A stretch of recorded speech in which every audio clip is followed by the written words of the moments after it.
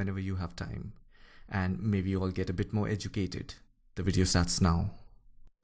Subversion is the term, if you look in a dictionary or criminal code to that matter, usually is explained as a part of activity to destroy things like religion, government, system, political, economical system of a country. And usually it's linked to espionage and such romantic things as blowing up bridges, sidetracking trains, cloak and dagger activity in Hollywood style. What I'm going to talk about now has absolutely nothing to do with the cliché of espionage or KGB activity of collecting information. So the greatest mistake or misconception, I think, is that whenever we are talking about KGB, for some strange reason, starting from Hollywood movie makers to professors of political science and quote-unquote experts on Soviet affairs, or Kremlinologists as they call themselves, they think that the most desirable thing for Andropov and the whole KGB is to steal blueprints of some supersonic jet, bring it back to Soviet Union and sell it to the Soviet military-industrial complex. It's only partly true. If we take the whole time, money, and manpower that the Soviet Union and KGB in particular spends outside of USSR border, we will discover, of course there are no official statistics unlike with CIA or FBI, that the espionage as such occupies only 10 to 15% of money, time, and manpower. 15% of the activity of KGB. The rest, 85%, is always subversion. And unlike a dictionary of English, Oxford Dictionary, subversion in Soviet terminology means always a destructive, aggressive activity aimed to destroy the country, nation, or geographical area of your enemy. So there's no romantics in there, absolutely. No blowing up bridges, no microfilms in Coca-Cola cans, nothing of that sort. No James Bond nonsense. It's most of this activity is overt, legitimate, and easily observable if you give yourself time and trouble to observe it. But according to the law and law enforcement systems of the Western civilization, it's not a crime. Exactly because of misconception, manipulation of terms. We think that subverter is a person who is going to blow up our beautiful bridges. No. Subverter is a student who comes for exchange, a diplomat, an actor, an artist, a journalist like myself was 10 years ago. Now, subversion is an activity which is a two-way traffic. You cannot subvert an enemy which doesn't want to be subverted. If you know history of Japan, for example, before 20th century, Japan was a closed society. The moment a foreign boat comes to the shores of Japan, the Imperial Japanese Army politely tells them to get lost. And if American salesman comes to the shore of Japan, let's say 60 or 70 years from now back, and says, oh, I have a very beautiful vacuum cleaner for you, with the good financing, he says, please leave us, we don't need your vacuum cleaner. If they don't leave, they shoot them to preserve their culture, ideology, traditions, values intact. You were not able to subvert Japan. You cannot subvert Soviet Union because the borders are closed. The media is censored by the government. The population is controlled by the KGB and internal police. With all the beautiful glossy pictures of Time magazine and Magazine America, which is published by by the American embassy in Moscow. You cannot subvert Soviet citizens because the magazine never reaches Soviet citizens. It's collected from the newsstands and thrown to garbage can. Subversion can be only successful when the initiator, the actor, the agent of subversion has a responsive target. It's a two-way traffic. United States is a receptive target of subversion.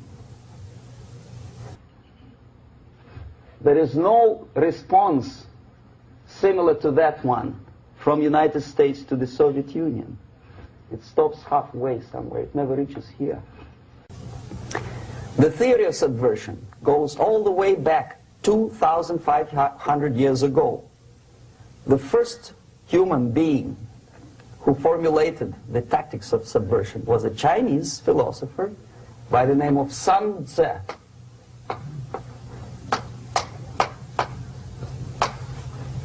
2,500 years BC.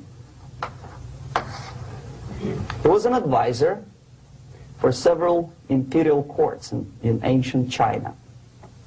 And he said, after long meditation, that to implement state policy in a warlike manner, it's the most counterproductive, barbaric, and inefficient to fight on a battlefield. You know that war is continuation of state policy, right? So if you want successfully to implement your state policy, and you start fighting, this is the most idiotic way to do it. The highest art of warfare is not to fight at all, but to subvert anything of value in the country of your enemy, until such time that the perception of reality of your enemy is screwed up to such an extent that he does not perceive you as an enemy, and that your system, your civilization, and your ambitions look to your enemy as an alternative, if not desirable, then at least feasible. Better red than dead. That's the ultimate purpose, the final stage of subversion, after which you can simply take your enemy without a single shot being fired, if the subversion is successful. This is basically what subversion is. As you see, not a single mentioning of blowing up bridges. Of course, Sun Tzu didn't know about blowing up bridges. Maybe there were not that many bridges at that time. But the basics of subversion is being taught to every student of KGB school in USSR and to officers of military academies. I'm not sure if the same author is included in the list of reading for American officers, to say nothing about ordinary students of political science. I had difficulty to find the translation of Sun Tzu in a library of a university in Toronto and later on here in Los Angeles. But it's a book which is not available. It is forced to every student in USSR. Every student who is taught to be dealing further in his future career with foreigners. What subversion is? Basically, it consists of 4 periods, time-wise. If we start from here and go this way, time, right? This is the beginning point. The first stage of subversion is the process which is called, basically, demoralization. It says for itself what it is.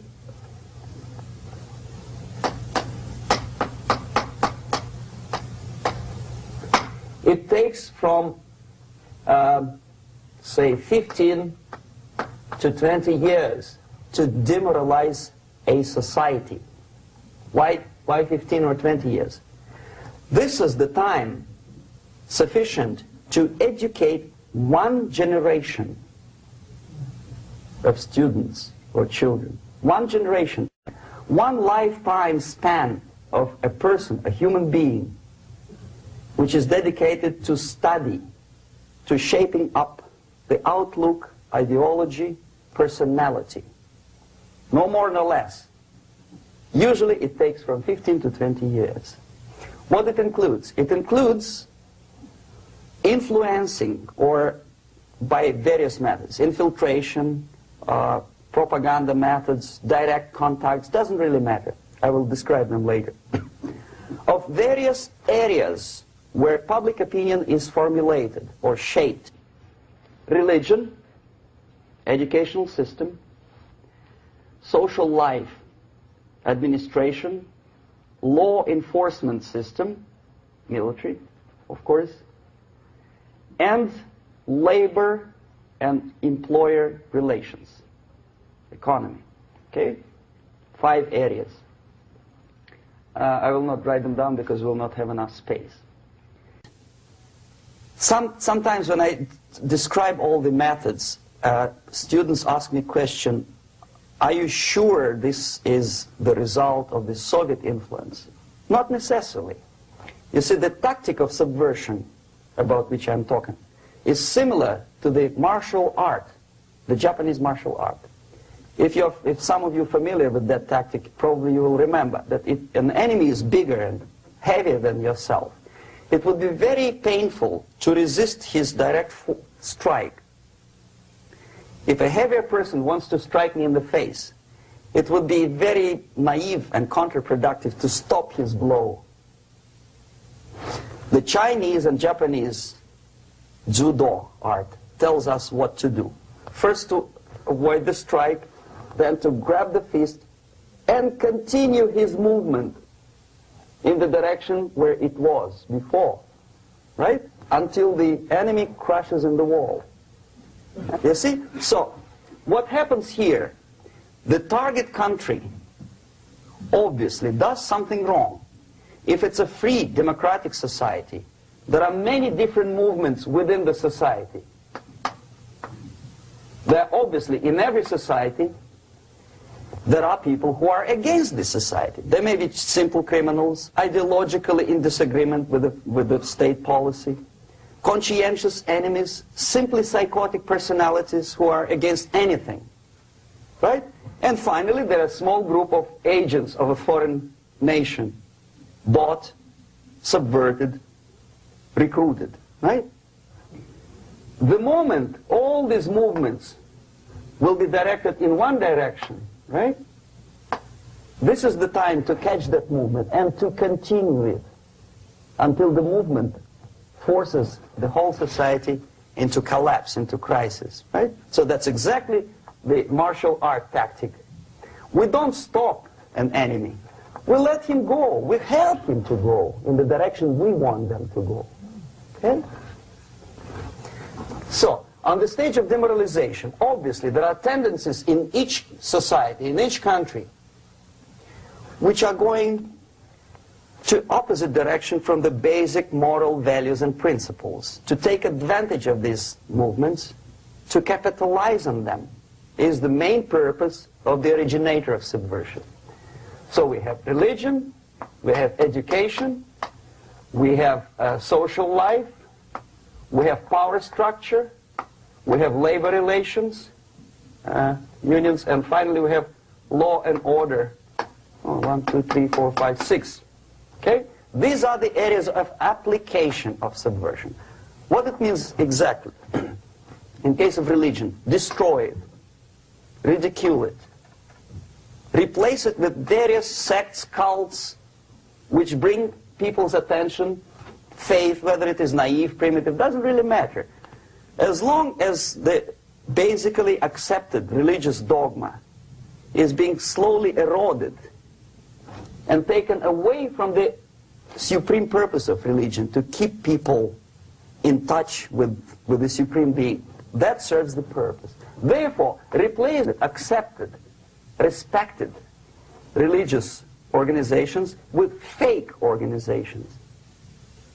Distract people's attention from the real faith and attract them to various different faiths. Education. Distract them from learning something which is constructive, pragmatic, efficient.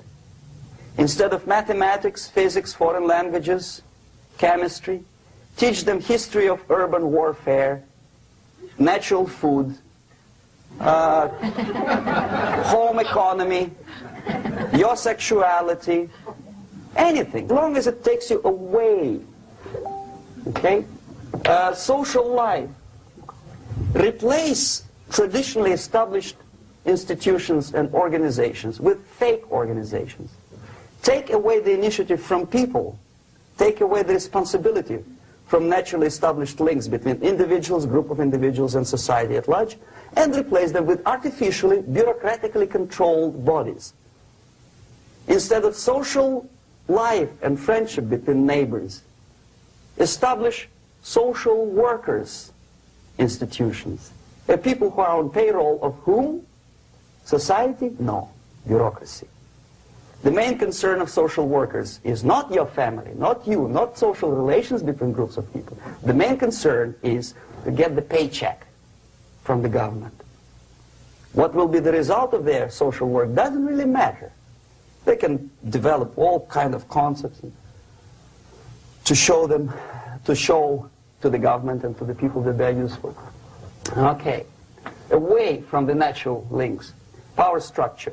Okay, the natural bodies of administration, which are traditionally either elected by people at large or appointed by elected leaders of society, are being actively substituted by artificial bodies. The bodies of people, groups of people, whom nobody elected. Never. As a matter of fact, most of the people don't like them at all, and yet they exist. One of such group is media. Who elected them? How come they have so much power? Almost monopolistic power on your mind. They can rape your mind. But who elected them? How come they have a nerve to decide what is good and what is bad for the elected by you, president, and his administration? Who the hell are they? Spiro Agnew, who was hated by the liberal left, called them a bunch of enfeebled snobs. And that's exactly what they are. They think they know. They don't. The level of mediocrity.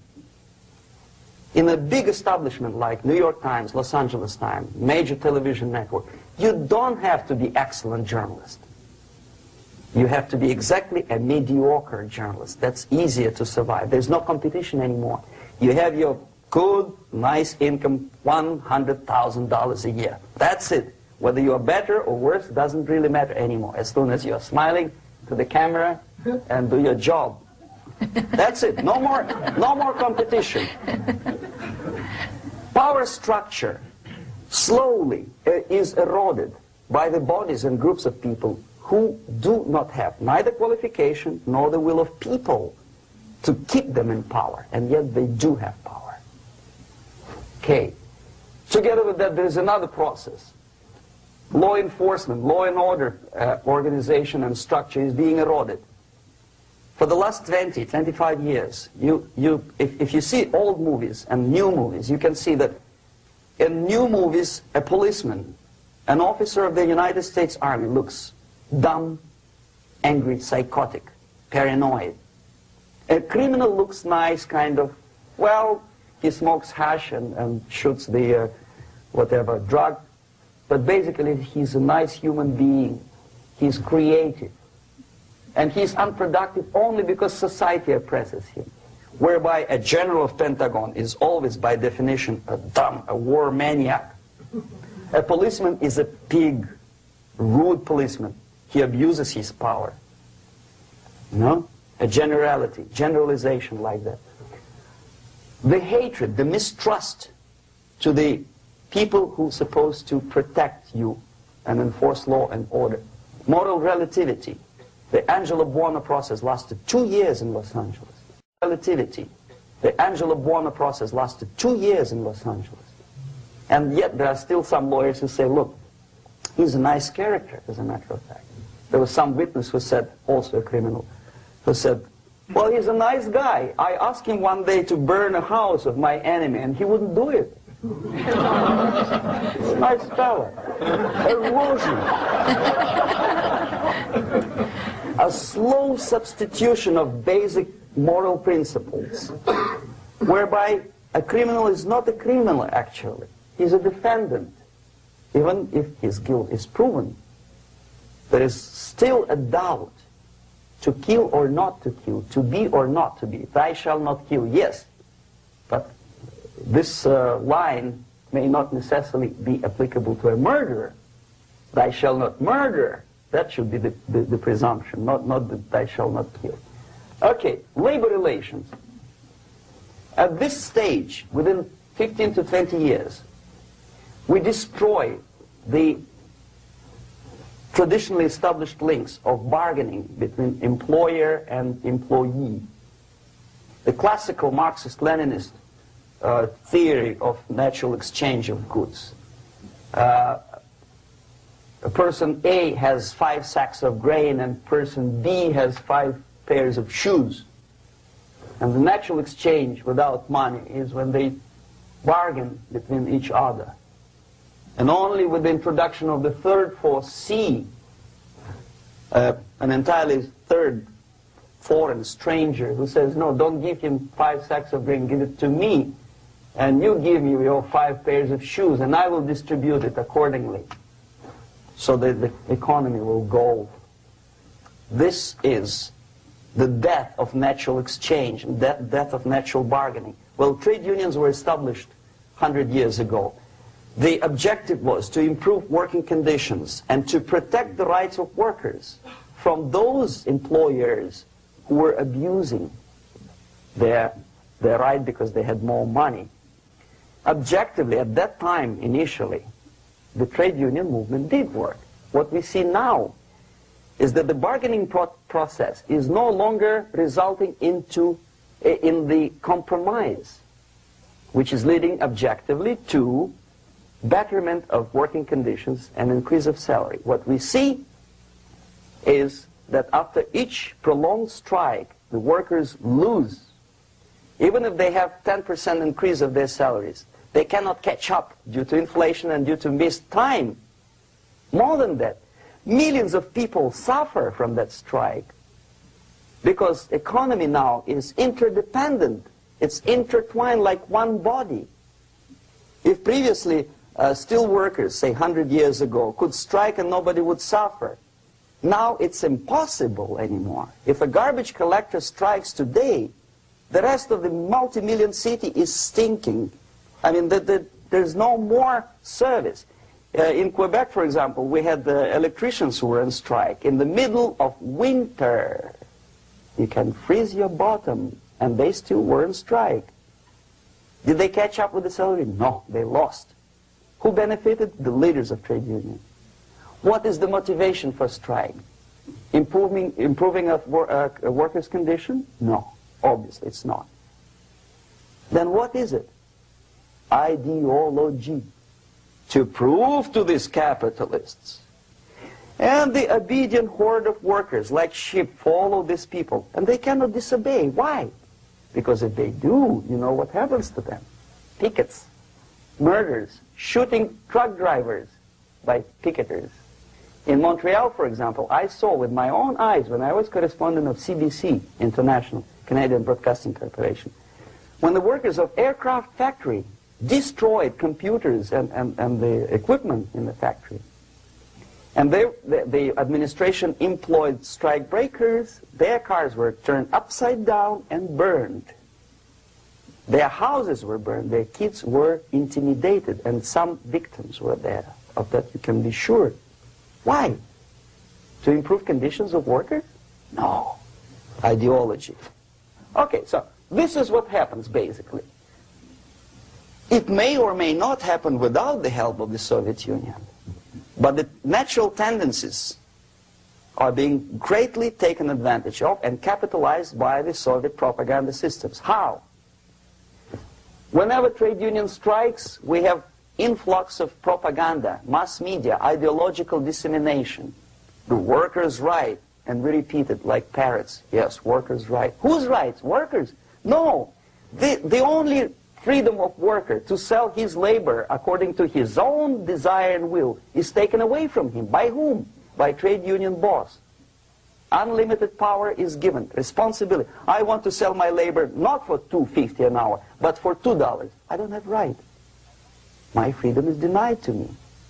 I know that if I sell my work for $2 an hour, not for $3 an hour, I will compete better with the other guy who is lazy and more greedy.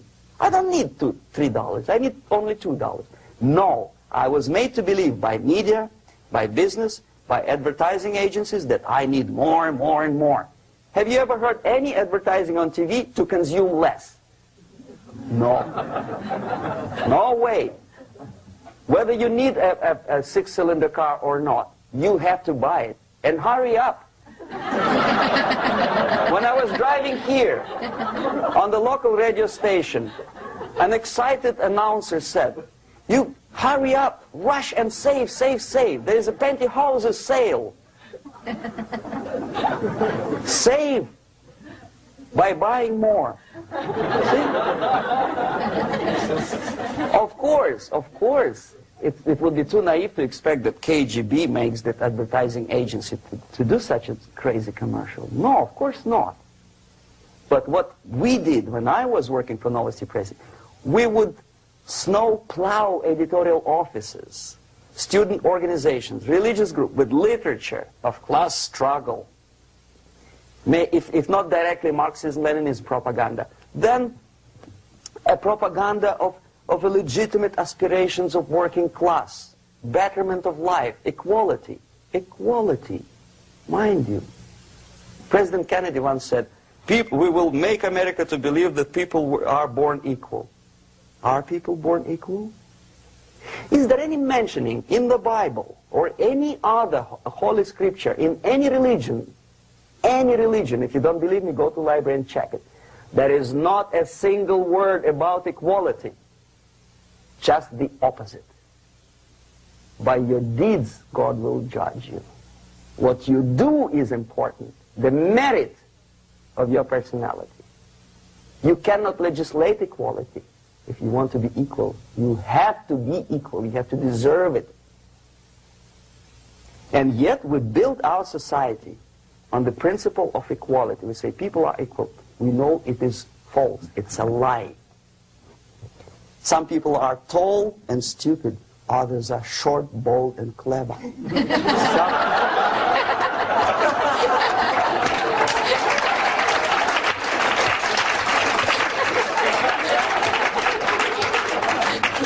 If we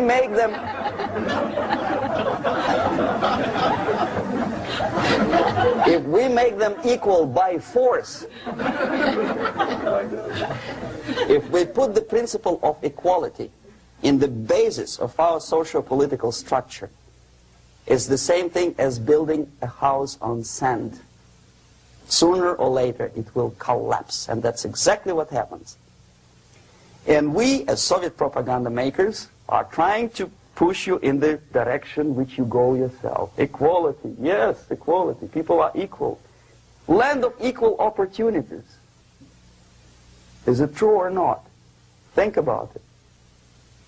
Equal opportunities. Should there be equal opportunities? Charmberry sparkling water is bringing you big flavors, big refreshment with 0 calories.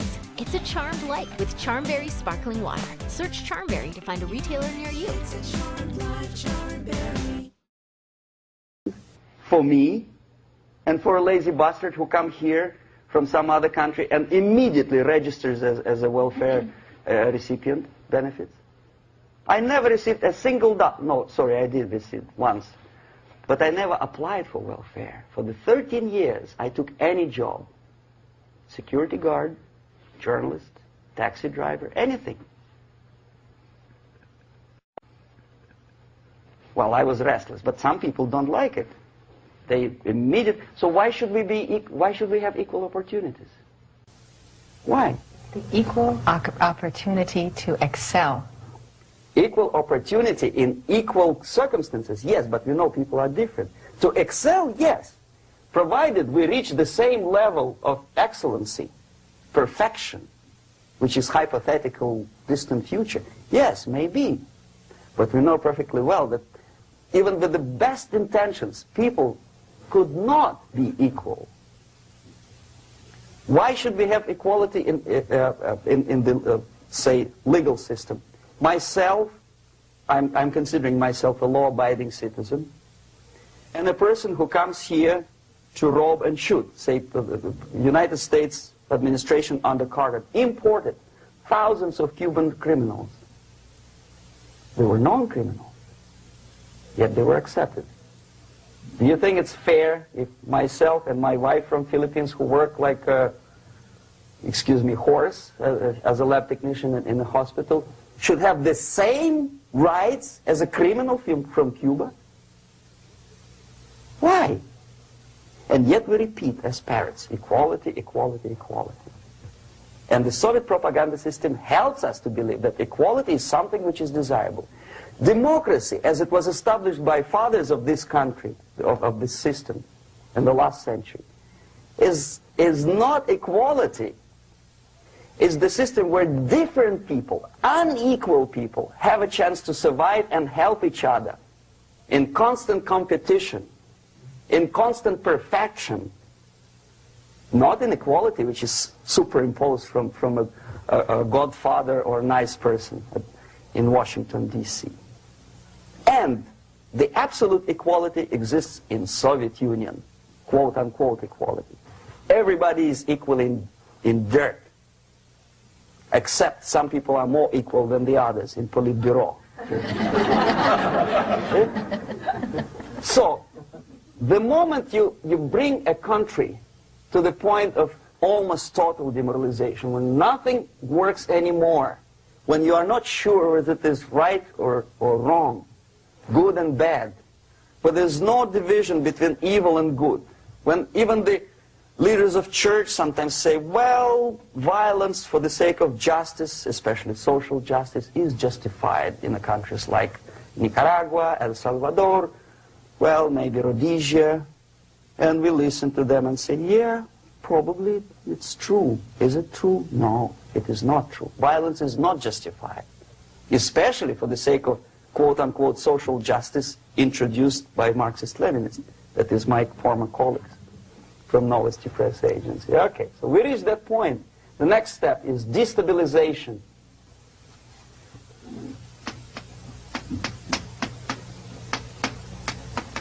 Again, this word says for itself what it is. To destabilize all the relations, all the accepted institutions and organizations in a country of your enemy. How you do it? You don't have to send a battalion of KGB agents to blow up bridges. No. You let them do it themselves. The area of application is, again, it's narrower now. Not like the previous case. The overt legitimate actions of the KGB in this case would be hardly noticeable.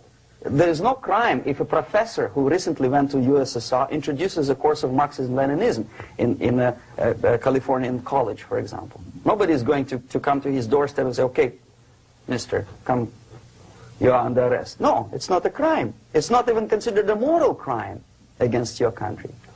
So the area of application here is narrowing down to economy, again labor relations, right? To law and order, plus military. And economy, law and order. Yes, and again the media, but wider scope, little bit different. I'll explain it later. Okay, basically 3 areas. Economy. The radicalization of bargaining process.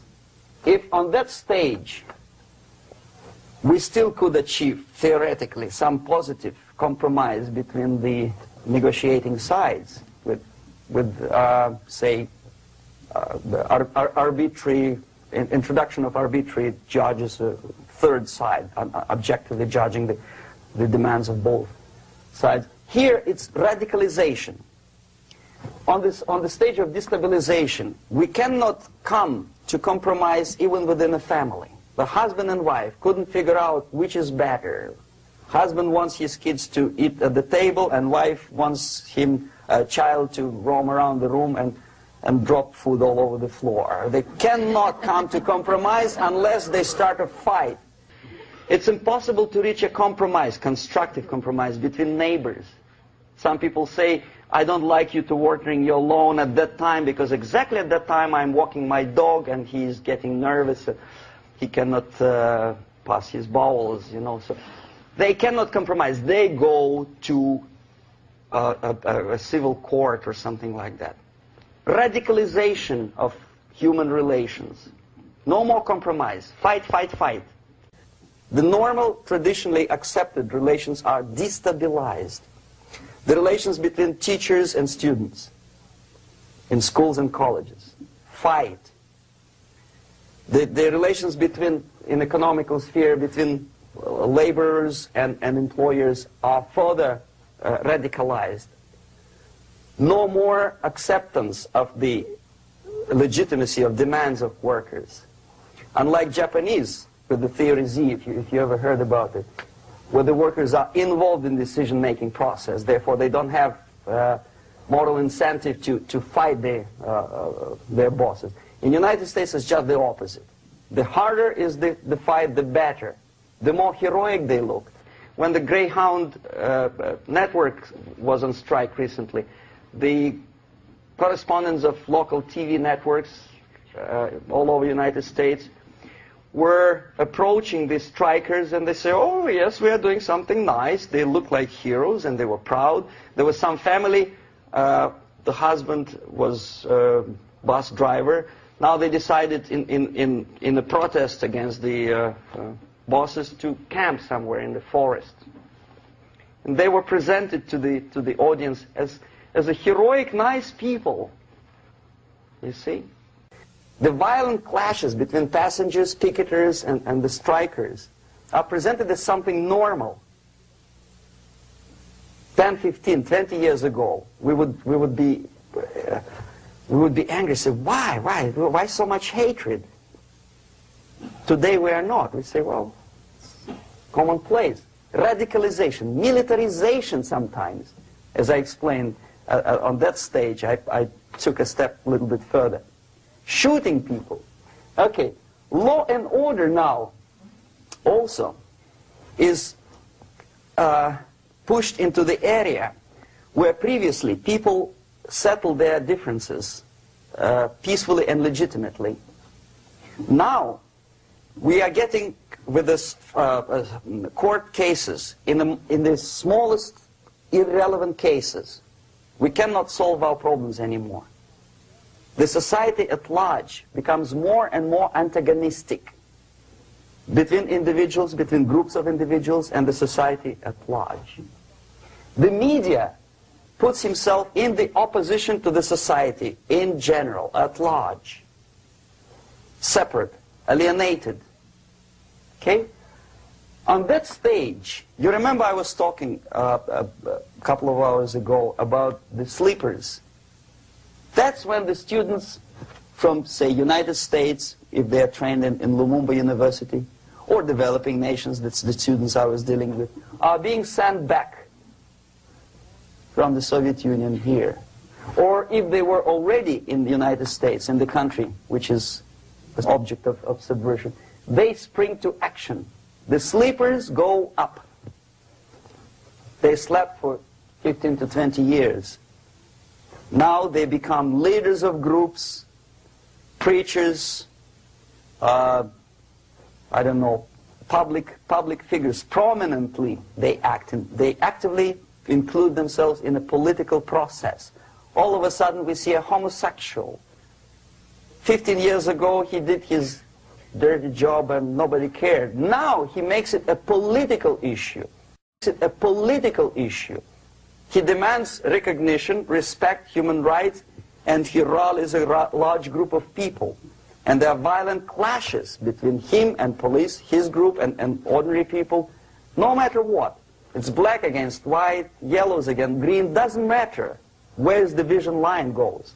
As long as this group come into antagonistic clash, sometimes militantly, sometimes with firearms, that is destabilization process. The sleepers many of whom are simply KGB agents, become leaders of the process of destabilization. Doesn't mean that Comrade Andropov sends Comrade Ivanov to the United States. The person who takes care is already here. He is a respected citizen of the United States. Sometimes he gets money from various foundations for his legitimate struggle for, I don't know, human rights, women's rights, kid lib, prison lib, whatever. There are sympathetic Americans who donate their money to him. This stabilization process usually leads directly to the process of crisis. In case of developing nations, that's the area where I was active. The process starts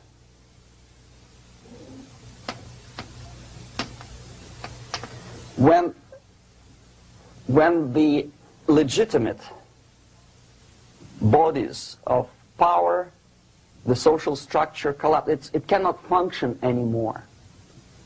So instead, we have artificial body injected into society, such as non-elected committees. You remember I was talking about them here. Social workers who are not elected by people, media who are self-appointed rulers of your opinion, some strange groups which claim that they know how to lead society forward. They don't usually. All they care is how to collect donations and sell their own concocted ideology, mixture of religion and ideology. Here, we have all this artificial body claiming power. If the power is denied to them, they take it by force. In case of Iran, for example, all of a sudden we have revolutionary committees. What kind of revolution? There was no revolution yet, and yet they had the committees. They were taking power of judgment. They had the power of execution, they had the power of legislation, and that they had the power of judicial. All of them combined in one person, who is half-baked intellectual, sometimes graduated from Harvard University or Berkeley. He comes back to his country and he thinks that he knows the answer to all the social, economical problems. Okay? Crisis is when society cannot function anymore productively. It collapses, obviously. That's the word for crisis. So therefore, the population at large is looking for a savior. The religious groups are expecting a messiah to come. The workers say, we have family to feed. Let's have a strong government, maybe socialist government, centralized, when somebody put the employers on their place and let us work. We are sick and tired of going to strike and missing overtime and all that stuff. We need some strong man, strong government, a leader, a savior is needed. Population is sick and tired already. And here we are. We have a savior. Either a foreign nation comes in, or the local group of leftists, Marxists, no matter what they call themselves, Sandinista, a reverend or some sort, Bishop Muzureva, like in Zimbabwe, doesn't matter. A savior comes and says, I will lead you. So we have two alternatives here. Civil war and invasion. Okay? See how it goes? Civil war, we know what it is. Lebanon is the best example. The civil war, which was artificially implanted in Lebanon by injection of force of PLO, Palestinian Liberation Organization. Invasion we have in many other countries like Afghanistan, name any East European country, it was invaded by the Soviet army. But the result is the same. The next stage is normalization. Normalization is a very ironic word, of course. It is borrowed from 1968 situation in Czechoslovakia, when the Soviet propaganda and after them New York Times declared the country is normalized. The tanks moved into Prague, so there's no more Prague Spring, there's no more violence. normal, normalization. At that stage, the self-appointed rulers of the society don't need any revolution anymore. They don't need any radicalism anymore. So this is the reverse from destabilization. Basically, it is stabilizing the country by force. So all the sleepers and activists and social workers and liberals and homosexuals and professors and Marxists and Leninists are being eliminated physically sometimes. They've done their job already. Okay? They are not needed anymore. The new rulers need stability to exploit the nation, to exploit the country, to take advantages of the victory. Okay? So no more revolutionaries, please. And that's exactly what happens in a number of countries. You remember Bangladesh? This is the crisis in which I was instrumental. First they had Mujibur Rahman. In 1971, he was the leader of People's Party, Awami League, with mustache like Stalin. He was in Russia many times. In 5 years, he was shot by his former colleagues, Marxists. He fulfilled his function. In Afghanistan, it happened 3 times. First there was Taraki, then there was Amin, now there's Babrak Karmal. They killed each other successively, one after another. The moment he fulfills his duty, the first one demoralized country, the second destabilized, the third one brought it to crisis. Goodbye, comrades. Babrak Karmal comes from Moscow and put into the seat of power. Same thing happened in Grenada recently. Maurice Bishop, Marxist, was killed by Austin, what's his name, General something, who was also a Marxist. Right? So no more revolutions, please. Normalization now. From now on, no more strikes, no more homosexuals, no more women lib, no more kid lib, no more lib, period. A good, solid, democratic, proletarian freedom. That's it. Now, to reverse this process takes enormous effort. When today, United States had to invade Grenada to reverse the process of subversion. Some people say, boy, this is not good, it's not kosher to invade the beautiful country, island of Grenada. Well, why didn't you stop the process here, when Grenada was just approached by leftists? Why not to prevent Maurice Bishop to come in power in the first place? Did Grenadians want him? Very questionable. They didn't know who was Maurice Bishop in the first place. He came to power by coup d'etat himself. Okay? No, we let the situation develop further and further and further until the crisis and normalization very soon. And then the United States decided to invade country, discovering that the country was absolutely a military base for the Soviet Union. Of course it's a drastic measure. Of course it's a pity that Marine Corps had to lose, what, 17 lives. Very bad. Why not to stop the process before it comes to crisis? Oh no, intellectuals will not let you. It's interference into domestic affairs. They're very careful not to let American administration to interfere in domestic affairs of Latin American countries. They don't mind Soviet Union interfere in these affairs. Okay. So to reverse this process, from here, it takes only and always military force. No other force on earth can reverse this process at this point. At this point, it does not take military invasion of the United States Army. It takes strong action, like in Chile. A CIA covert involvement to prevent the savior from outside to come into power and to stabilize country before it erupts into civil war. Stabilize country before it erupts into civil war. Okay? Support the right-wing conservative forces. By money, by crooks or love, doesn't matter. Stabilize the country. Don't let the crisis develop into civil war or invasion. Oh no, your liberals will say it's against the law. The Congress will not appropriate money for covert actions of CIA. Why not? Should we wait till the normalization come and Soviet tanks land in Los Angeles airport? Now, At that point, at the point of destabilization, also the process could be reversed. Again, easily than this. No CIA involvement at this point. You know what it takes here? Restriction of some liberties for small groups which are self-declared enemies of the society. As simple as that. Oh no, the media and liberals will tell you this is against the American Constitution. How can we, by force, deny the civil rights to criminals, for example? It's not good. Okay? So we allow them to. Okay, if you allow the criminals to have civil rights, go on and bring the country to the crisis. This is a bloodless way to do. Curb the rights. I mean, not to put them in prison. No, no, I'm not talking about putting all the gays from San Francisco in the concentration camp.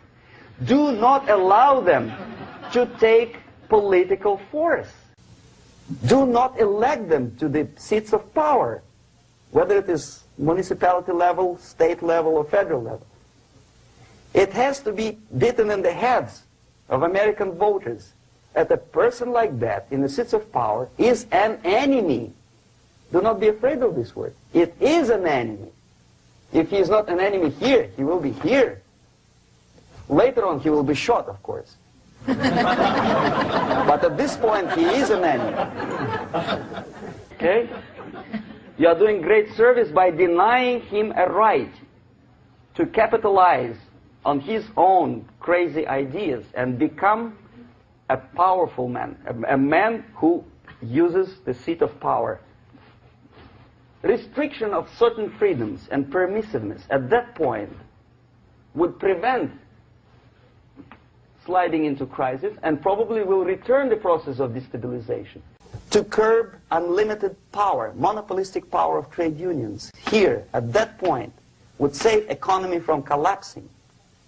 To introduce a law to stop private companies of raping public opinion's mind in the direction of consumerism. No company must have a right to force you into buying more unless you want it. There must be a law. You want to advertise your car? Okay. But not a single mentioning of buying it now and saving money. It must be against the law to force people to consume more. Self-restraint. Previously, before this process started, the self-restraint was a business of church, religion. Because our preachers, the fathers of church, would tell us, material values are good, but it's not the prime function of human being. Because you have to live with something. Obviously, the design for our life is not to consume more deodorants. There must be something greater. If such a complicated instrument as human body was created, obviously there must be some higher purpose for that. And it's very easy to avoid destabilization by denying the greedy companies one little freedom, one little liberty, forcing you into turning yourself into processors of unwanted products and goods. They turn you into machines, like the worm who there's inlet and outlet. So, and how long an average appliance lasts these days? Less than a year. Why? Where's workmanship? Oh, we want you to buy more. Okay. Destabilization process could be easily overcome if, as I say, the society, by its own will or after persuasion by the leaders, will come to the idea of self-restraint. It's so hard, we want to consume more, but you have to. Unless you will come to this stage, when, as we say in Russia, if Sahara Desert ever becomes a communist state, there will be shortage of sand. So you have to curb your... You have to curb your expectations at this point before it's too late. But no, we don't want to do it. Demoralization process Again, it's the easiest thing to reverse. First of all, by restricting import of propaganda. The easiest thing to do. Unlimited, unrestrained import of Soviet literature, Soviet journalists, giving Soviet propaganda and ideological agitators equal time on American TV network. It has to be stopped. And it's easier. They won't be offended, mind you. As a matter of fact, they will respect America more. But when my former colleague Vladimir Posner appears on Nightline and Ted Koppel asks him, well, Vladimir, what do you think about this and that? What can he think? He is an instrument of propaganda. He thinks what Comrade Andropov tells him to think. He's just a nice, articulate mouthpiece of the Soviet subversion system. And Ted Koppel makes you believe that my friend Vladimir Posner thinks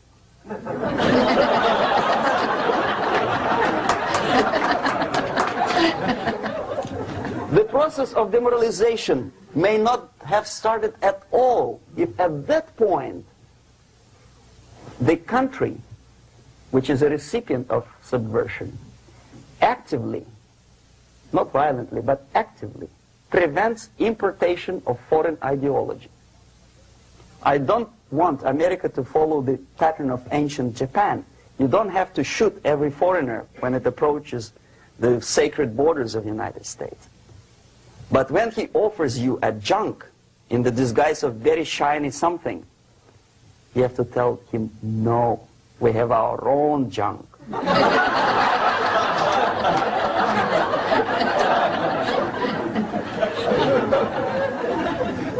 If at that point the society is strong, brave, and conscientious enough to stop importation of ideas which are foreign, then the whole chain of events could be prevented. Recently I've been to the Philippines, and I was shocked how in big cities like Manila, children listen to deafening music. A melodious nation with long traditions of good, nice ethnic music, introduced by Spanish long time ago, maybe 2 centuries, 3 centuries ago, I don't remember how long. All of a sudden listen to musical garbage, blasting their radios at full blast, at full volume. Why?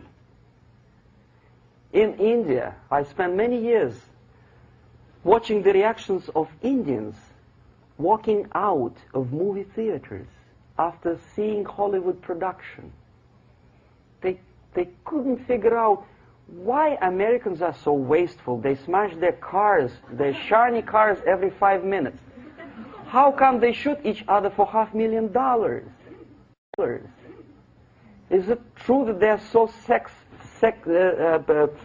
obsessed with sex? Can you imagine showing a movie where each 5 minutes there's a copulation on the screen to a country like India with long tradition of respect to these private matters, or to Pakistan? And United States expect these people to respect you? No way. Oh yes, they will see the movie, they'll pay 5 rupees to see that garbage, but they walk out and will tell their kids, don't respect Americans, don't be like Americans. See?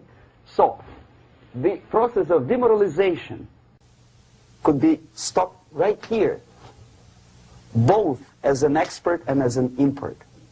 And that takes one step, one very important thing to do. You don't have to expel all the KGB agents from Washington, D.C. The most difficult and at the same time the simplest answer to the subversion is to start it here and even before, by bringing back the society to religion, something that you cannot touch and eat and put on yourself, but something that rules society and makes it move and preserve it. A Soviet scientist, Shafarevich, who has nothing to do with religion, he is a computer scientist, did a very intensive research on the history of socialist countries he calls socialist or communist any country with a centralized economy and a pyramidal style of power structure. And he discovered, actually he didn't discover it, he just brought to attention of his readers, that civilizations like Mohenjo-Daro in the river Indus area, like Egypt, like Maya, Incas, like Babylonian culture, collapsed and disappeared from the surface of Earth. The moment they lost religion, as simple as that, they disintegrated. Nobody remembers about them anymore. Well, distantly. So, the ideas are moving society and keeping mankind as a society of human beings, intelligent, moral agents of God. The facts, the truth, the exact knowledge may not. All the sophisticated technology and computers will not prevent society from disintegrating and eventually dying out. Have you ever met a person who would sacrifice his life, freedom, for the truth like that? This is truth. I never met a person who said, this is truth and I'm ready to shoot me. To defend the truth. Right? But millions sacrifice their life, freedom, comfort, everything for things like God. Like Jesus Christ. It's an honor. Some martyrs in the Soviet concentration camp died. And they died in peace, unlike those who shouted, "Long live Stalin," knowing perfectly well that he may not live long. Something which is not material moves society and helps it to survive. And the other way around. The moment we turn into 2 by 2 is 4 and make it a guiding principle of our life, our existence, we die. Even though this is true, and this we cannot prove. We only can feel and have faith in it. So the answer to ideological subversion, strangely enough, is very simple. You don't have to shoot people, you don't have to aim missiles and Pershings and cruise missiles at Andropov's headquarters. You simply have to have faith and prevent subversion. In other words, not to be a victim of subversion.